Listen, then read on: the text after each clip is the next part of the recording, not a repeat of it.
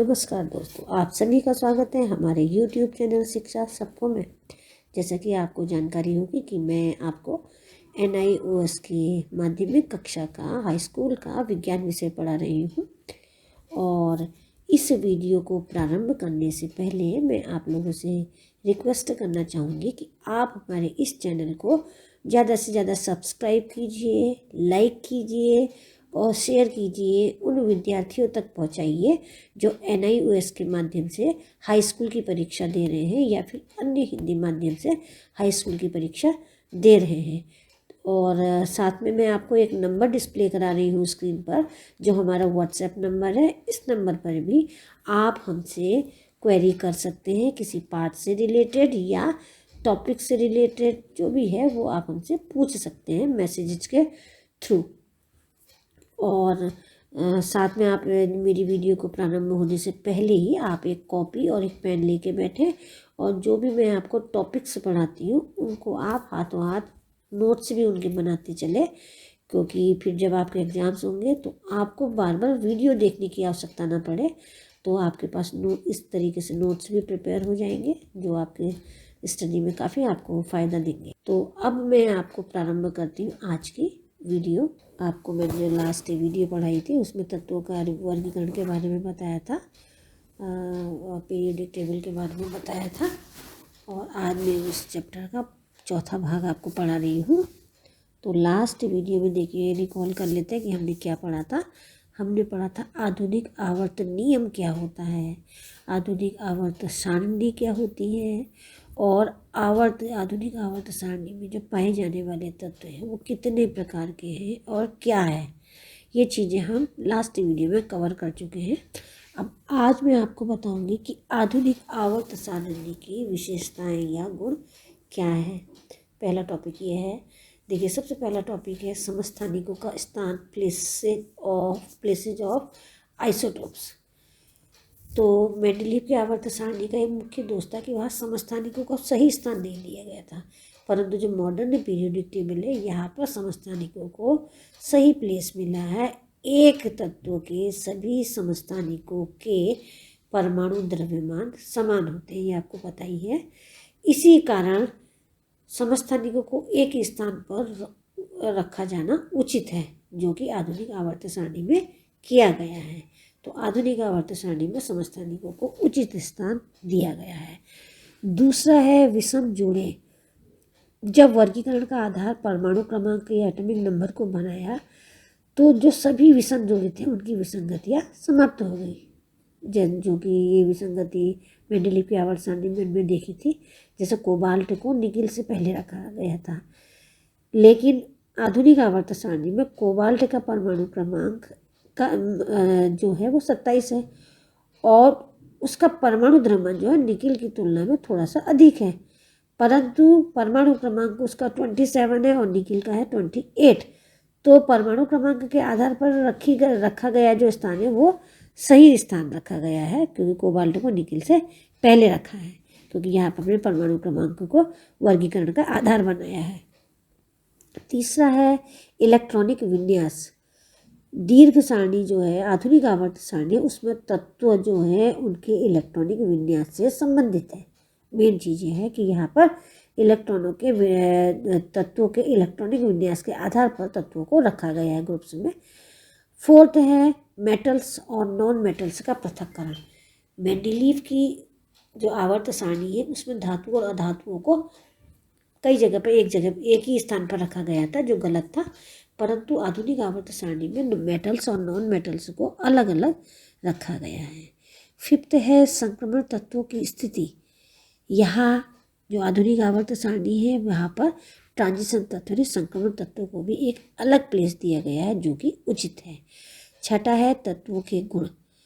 और तत्वों के गुणों में ये जो सारणी है वो तत्वों के गुणों में अंतर और परिवर्तन को भी दिखाती है। मतलब आवर्त में बाएं से दाएं जाने पर तत्वों में अंतर आता है, वर्गों में हम ऊपर से नीचे चले तो तत्वों के में अंतर के में परिवर्तन दिखाया जाता है। तो ये एक बहुत अच्छी उपलब्धि है।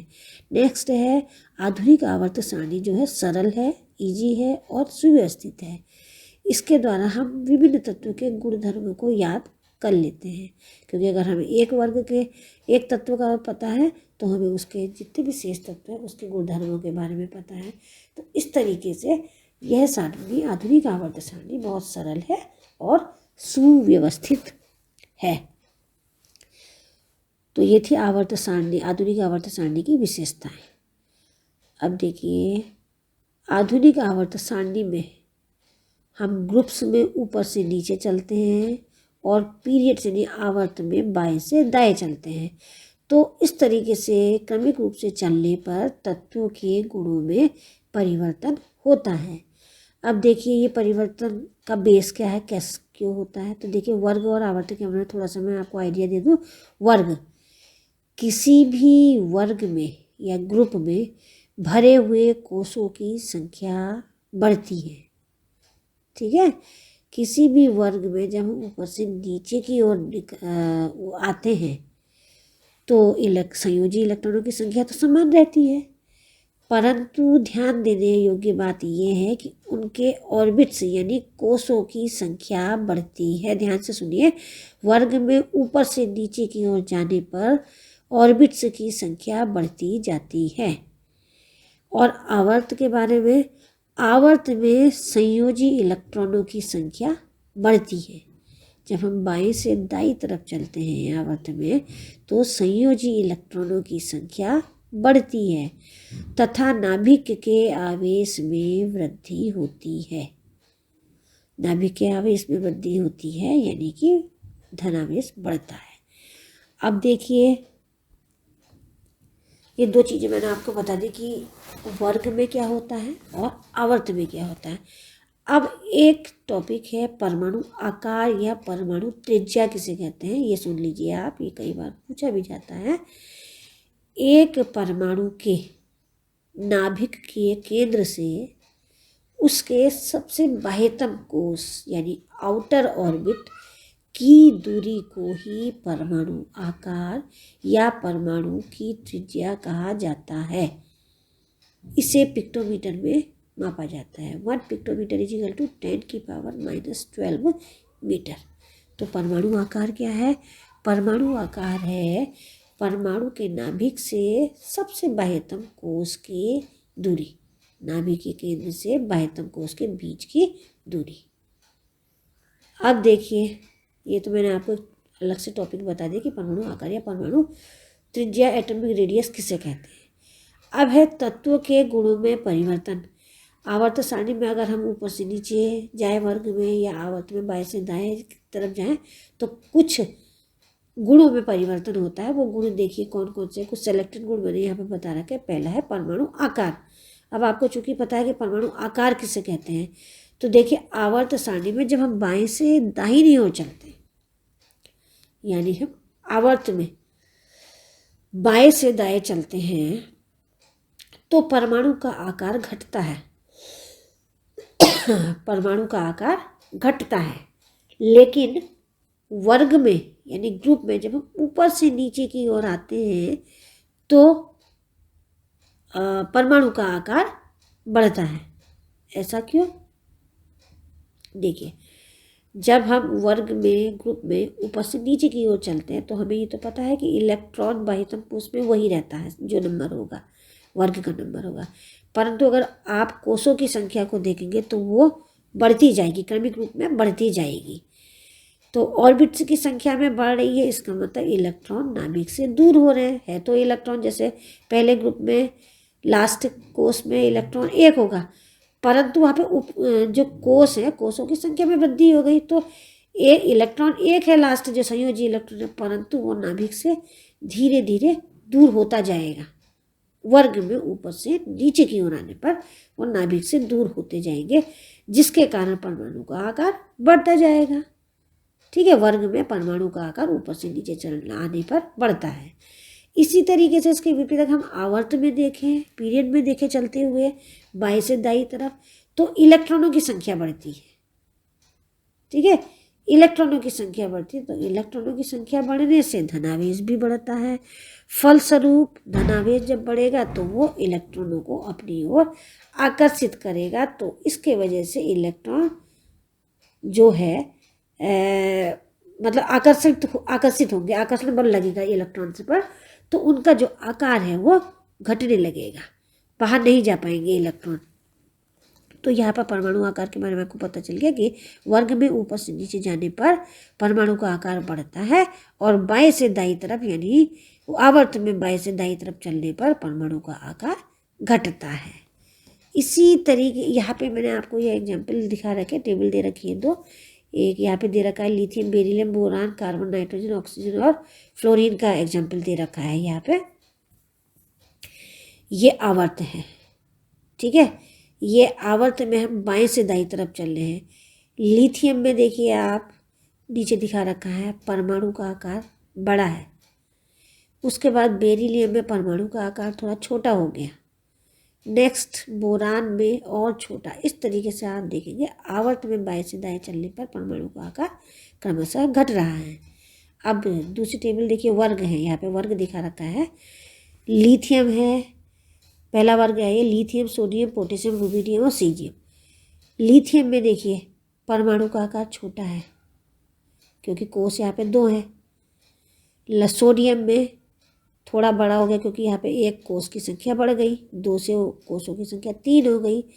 पोटेशियम वाले में देखिए कोष की संख्या हो जाती है 3, तो यहाँ पे सोडियम से इसका आकार बड़ा हो गया। रुबिडियम में कोषों की संख्या हो जाती है 4, तो यहाँ पर ये पोटेशियम से बड़ा हो गया परमाणु का आकार। इसी तरह सीजियम में और बड़ा हो गया। तो वर्ग में ऊपर से नीचे चलने पर परमाणु के आकार में वृद्धि यहाँ पर दिखा रखी है। अब दूसरा गुण है धात्विक लक्षण।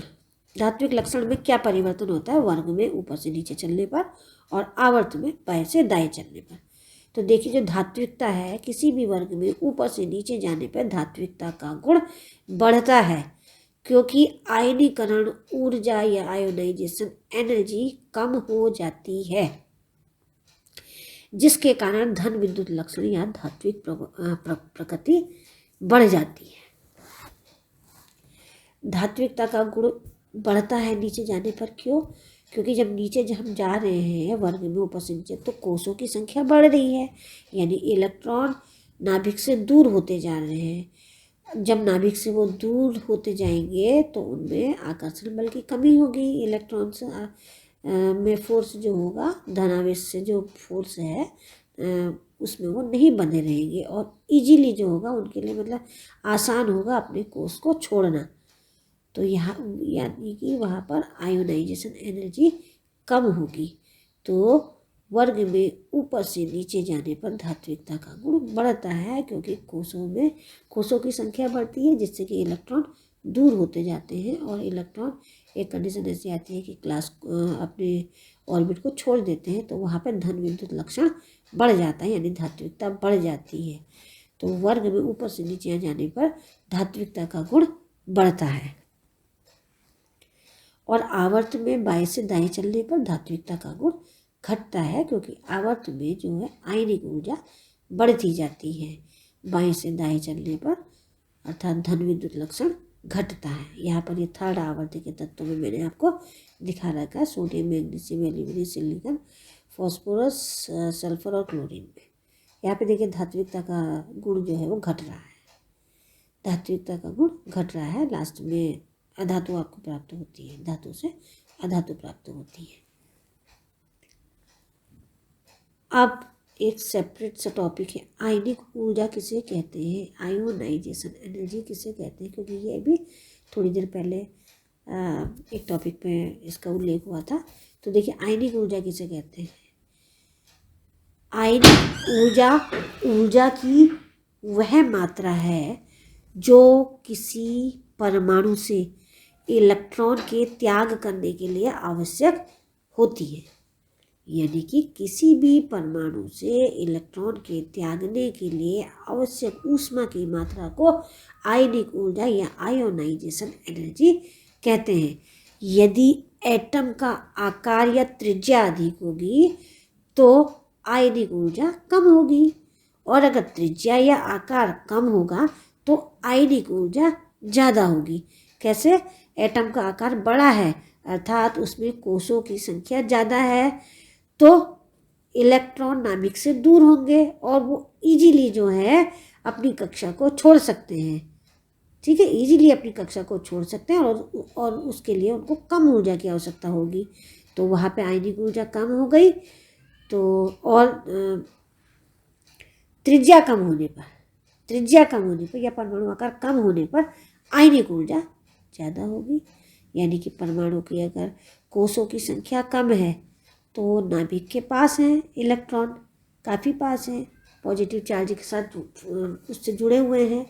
तो वहाँ पर इलेक्ट्रॉन को क्या मतलब जो इलेक्ट्रॉन को रिमूव करने के लिए अत्यधिक ऊर्जा की आवश्यकता होगी, यानी आयनिक ऊर्जा की आवश्यकता होगी। वहाँ पर इलेक्ट्रॉन इजीली अपने कोष को नहीं छोड़ पाएगा।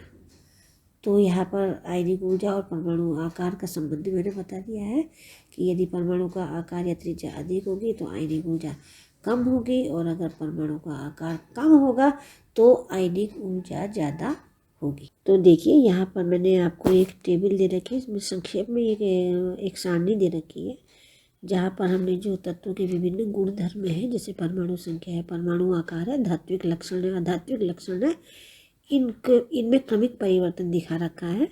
आवर्त में बाएं से दाएं चलने पर और वर्ग में ऊपर से नीचे की ओर बढ़ने पर। तो देखिए परमाणु संख्या जो है आवर्त में जब हम बाएं से दाएं की ओर चलते हैं तो बढ़ती है, ऐसे ही वर्ग में हम ऊपर से नीचे चलते हैं तो परमाणु की संख्या बढ़ती है।